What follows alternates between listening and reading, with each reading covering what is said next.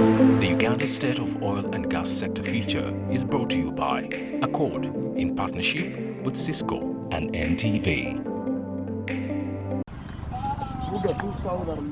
The Albertine Graben, which is one of Africa's biodiversity hotspots, is home to many plant and animal species. This region is protected under multiple international agreements such as the Convention on Biological Diversity, the Ramsar Convention, UNESCO World Heritage Convention, and the CITES. However, Uganda's natural habitats are under threat. Forest coverage has plummeted from 24% in 1990 to a mere 13.3% in 2020. Similarly, wetlands have decreased from 15.6% in 1994 to 8.9% in 2019. A major factor behind deforestation is the increasing demand for fuel wood. Our oil and gas projects are going to produce liquefied petroleum gas, or what we locally know as the cooking gas, that can be a replacement for the use of charcoal and firewood to make our cooking more green. With the imminent start of commercial oil production, concerns are mounting about the potential environmental repercussions of heightened activity in the oil and gas sector. So basically, we are mandated to fulfill key requirements in the international conventions that obligate Uganda to safeguard these resources, first of all for our own benefit now and even for the benefit of our future generations.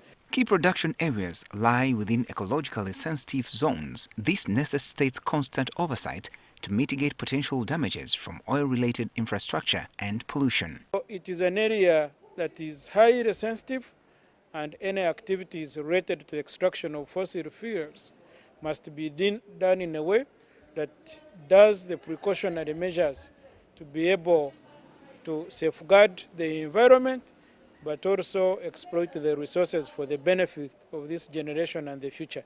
The National Environment Management Authority asserts that they are committed to ensuring the protection of biodiversity. So, what safeguards are in place?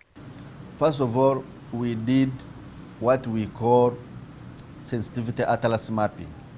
Sensitivity atlas mapping identifies sensitive areas and sites, like breeding sites for key species, watering points, so these were avoided through what we call the mitigation hierarchy of avoidance. We also had quite a number of the strategic environmental and social assessments, and then some specialized studies for the key environmental components of soil, of wildlife, of water, and all these were compiled into or informed the development of the strategic environmental assessments and let alone the environmental impact assessments.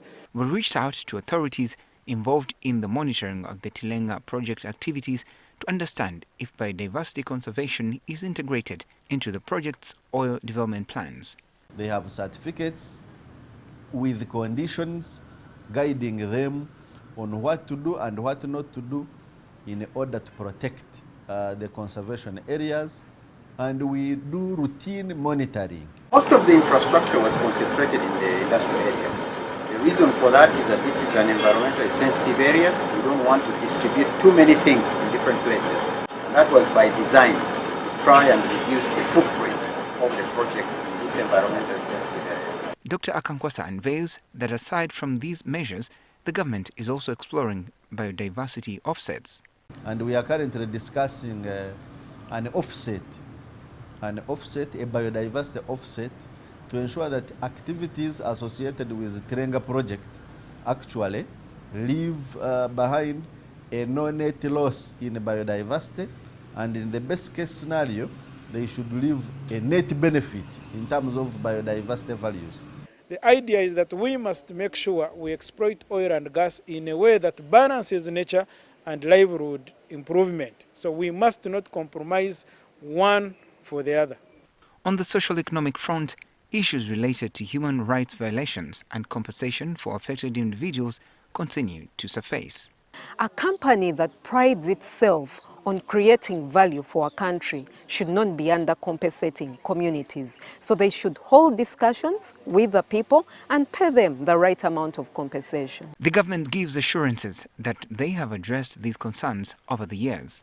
I've been seeing some people going around saying that, there are people who have been affected, there are people who have been displaced.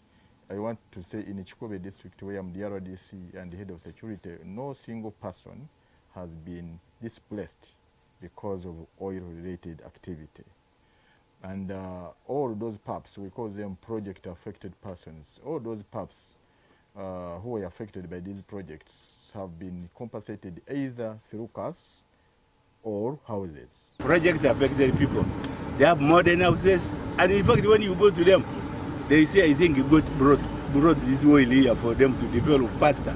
The minister concludes with a message for the citizens of Uganda. Let us all jubilate that this project is a success. Even the areas which have no oil will be developed using this oil. So give it a blessing, pray for it. Benjamin Jumbe, NTV. The Uganda State of Oil and Gas Sector feature is brought to you by Accord in partnership with Cisco and NTV.